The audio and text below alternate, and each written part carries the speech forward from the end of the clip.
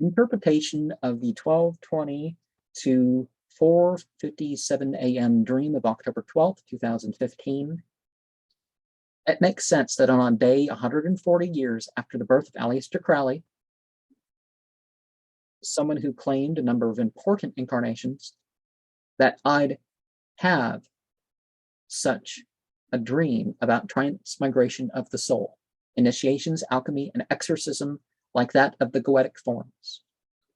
Perhaps North American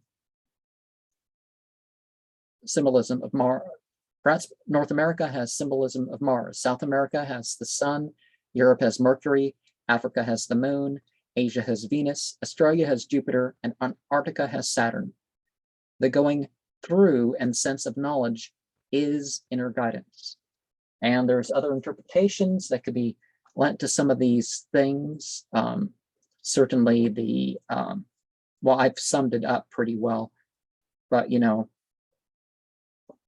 which order did the elements appear? So